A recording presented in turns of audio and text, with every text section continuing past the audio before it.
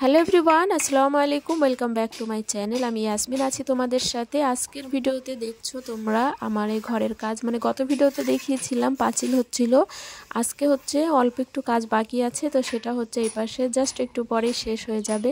আর safety ট্যাঙ্কের কাজটা কিন্তু এখনও কমপ্লিট হয়নি, ওটা মনে হয় আরও বেশ কিছুদিন সময় লাগবে, কারণ মাটি খুঁড়তে অনেক সময় লেগে যাচ্ছে। তো এই যে বাকি আজকে সারাদিন কি করি, কিভাবে কি হচ্ছে, আমি এখানে সারাদিন থাকবো। ইয়াসিন বাড়িতে ওর আপ্পিদের কাছে আছে, তো তোমাদের সঙ্গে শেয়ার করব যা হবে।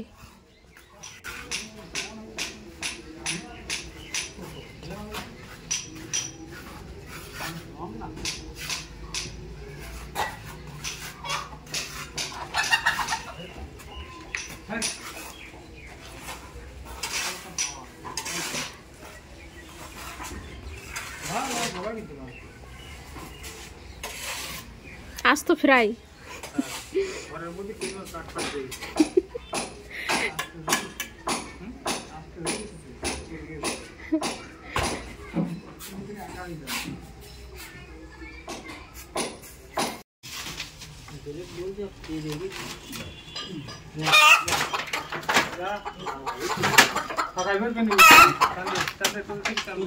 এই পাশে ছেড়ে আসবে। হ্যাঁ, নিচটা ধরো, নিচটা ভীষণ ভারী। ও কোথায়? ওই বাইরে রেখে দেবে, এখানে এই না মশলা মাখছে, রাখা যাবে না এখানে। তো তানিয়ার আব্বা থাকলে এক ব্যবস্থা করে নিই।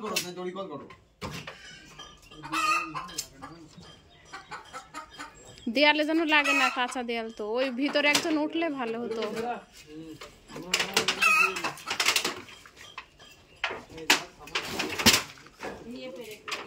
পেরেকে বেঁধে লুঙ্গি ছেড়ে না যেন।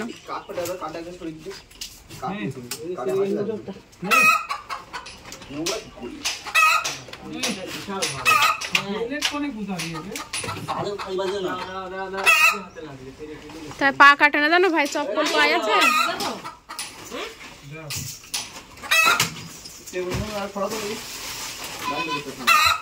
না, চোখে মুখে লাগবে না। ওই পাশে ওই পাশ ফেলে দেবে। হাত কাটে না জানো, আমার বিশাল ভয় লাগছে, কি বিদঘুটে কাজ একটা। ওইটা থাকো থাকো থাক।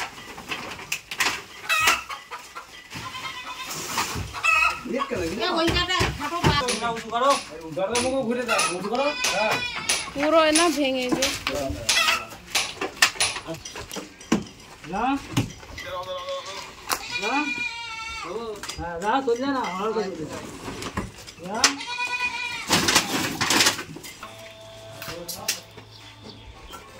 আজকের ভিডিওটা খুব সুন্দর হয়েছে, মুরগি ঘর সরানো।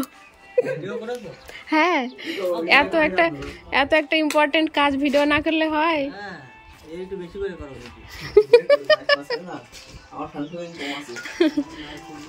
আমি ওই ভাইদের, মানে ওই ওনাদের দুই ভাইয়ের আগে ভিডিও নিতাম না, মুখটা বাদ দিয়ে নিতাম যে।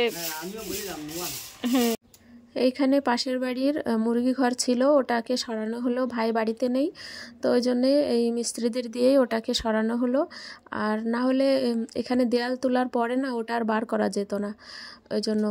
তো ওটা তো পুরো ভেঙেই গেছে নিচটা, তারপরও যতটা পারা যায় সাবধানে ওটাকে সরানো হয়েছে। আর এদিকে চলো সেফটি ট্যাঙ্কের কাজ কতটা হচ্ছে তোমাদেরকে দেখাই। তো সেফটি ট্যাঙ্ক বানাতে যে এতটা গর্ত করতে হবে আর এত মাটি উঠবে, এটা আমি ভাবতেই পারিনি। এখনও অর্ধেকও হয়নি গর্ত খোঁড়া, তারপরেও দেখো এতটা মানে মাটি উঠেছে। মানে ঘরের মধ্যে রেখেছি, প্লাস বাইরে রেখেছি, আবার ঘরের পূব সাইডে ওখানে যে একটা লন এরিয়া বানিয়েছি ওখানেও মাটি রাখা আছে। তো এই যে গর্ত কিন্তু এখনও অনেকটাই খুঁড়তে হবে।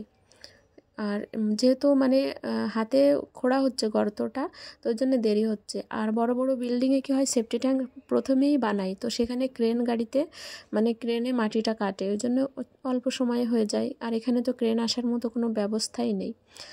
তো এই যে ইয়াসিনের আব্বু বাড়িতে নেই, ওই জন্য কাজগুলো আমাকে দেখাশোনা করতে হচ্ছে। আর ওর পাপার বিশ্বাস যে আমি যেটা যেভাবে করাবো কাজটা অবশ্যই সেটা ঠিক হবে, এতটা ভরসা করে, বিশ্বাস করে। আর বলে কি তুমি বোঝো বেশি কাজ সম্পর্কে, সেজন্য তুমি তোমার মতো করে করিয়ে নাও। তো ওখানে মিস্ত্রি দেয়াল গাচ্ছে, আমি একটু দেখে আসলাম। আর উপরে চলে এসেছি, এখন তোমাদের উপরে ছাদটা দেখাই। এই দেখো এই পর্যন্ত দেওয়াল হয়েছিল, তো এগুলো আমি একটু ভিজিয়ে দিতে ছাদে এসেছি আর একটু তোমাদেরকে দেখাই। তো ইয়াসিনের খেলার জন্য কিন্তু অনেক সুন্দর একটা জায়গা, উপরে ছাদ। ওর নানির বাড়ির থেকে যে সাইকেলটা পেয়েছে, তো আমি ছাদে আসছি আর ওটাই ভাবছি যে ছাদের চারিপাশে বাউন্ডারি করে দিলে ও খুব সুন্দর খেলবে, সাইকেল চালিয়ে খেলতে পারবে ছাদের উপরে। তো এখানে পাইপ দিয়ে পানি দিলে কি হচ্ছে, নিচেই পানি পড়ে কাদা হয়ে যাচ্ছে, ওই জন্য আমি হাতে করে দিচ্ছি। আর এই সাইডের দেয়ালটা পাইপ দিয়ে দিয়েছিলাম, তো এখন একটু হাত দিয়ে এইভাবে পানি দিচ্ছি। ইয়াসিনের পাপা আমার কোনো দিন দেয়ালে পানি দিতে দেয়নি। এর আগে নিচের দেয়ালে যখন কাজ হতো আমিও আসতাম, বরাবর আমি এসছি, তোমরা আমার পুরনো ভিডিও চেক করলে বুঝতে পারবে। আমি কিন্তু সব সময় ওর পাশে থেকেছি, প্লাস ও কাজ করতো, ওর কাজ করতে কষ্ট হতো বলে আমিও সঙ্গে আসতাম, যতটুকু পারতাম যেভাবে হতো আমি কিন্তু ওকে হেল্প করতাম, আমিও কাজ করতাম। তো ওই সময় আমার খুব ইচ্ছে হতো যে আমি দেয়াল ভেজাবো, কিন্তু ওর পাপা আমাকে ভেজাতে দিত না, বলতো তোমার গা ভিজে যাবে, অথচ আমার কিন্তু ওটা শখ হতো।